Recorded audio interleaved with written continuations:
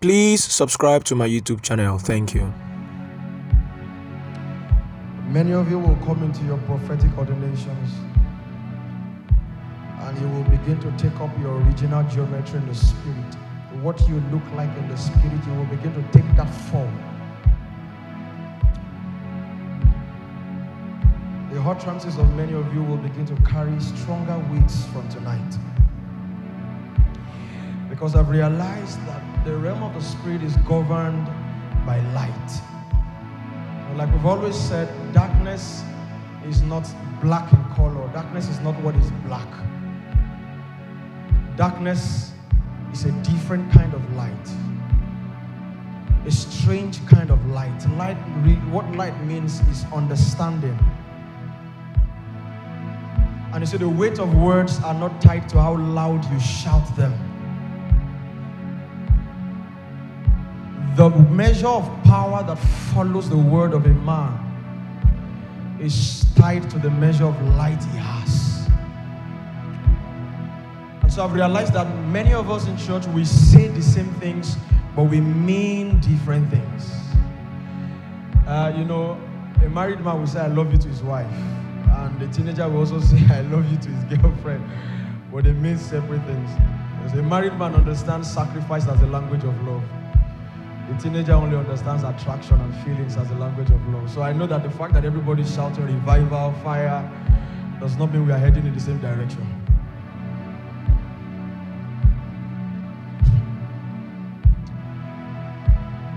Jesus was walking with a crowd, and all of a sudden he stopped. And he said, "Who touched me?"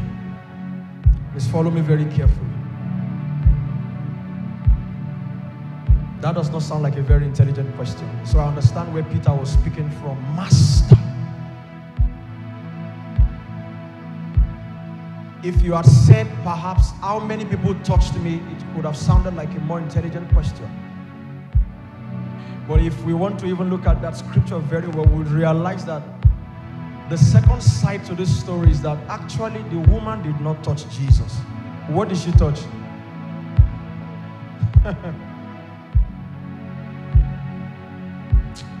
So Jesus was obviously walking with a crowd. And he said, "Ooh," not how many people. Ooh. So that means he was talking about one person. I've come to realize that it is true that many people touched Jesus in that meeting, but there were two classes of people that touched Jesus. You see, one class of people touched Jesus, the son of Mary, the guy they grew up with, their neighbor, their friends, But only one woman stood alone in the class. She touched Jesus, the Son of God.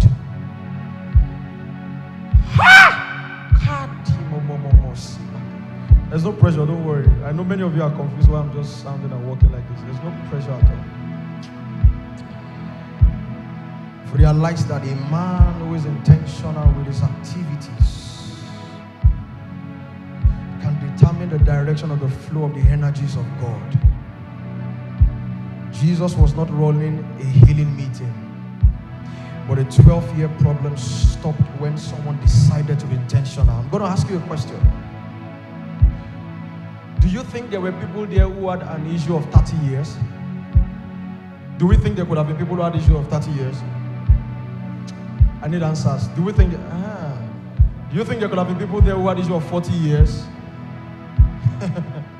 So you see that how that Nigeria has taught us to mask pain. We just know how to adjust to every layer of pain. And we sound like we're intentional even when we are not intentional.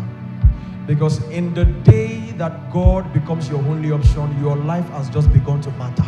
We sound like we have many options many times. And that's why we don't have shifts in our walk with God.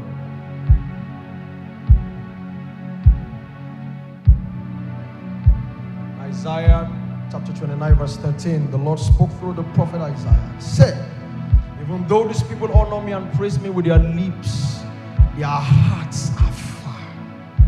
And so I've realized that in the realm of the spirit, the communications of your heart have a greater weight than the communications of your mouth. That's why there's such a thing as voiceless prayers. Your heart is louder than your mouth. But when there's a perfect synergy of the communications of your heart with the communications of your mouth, your words begin to make sense.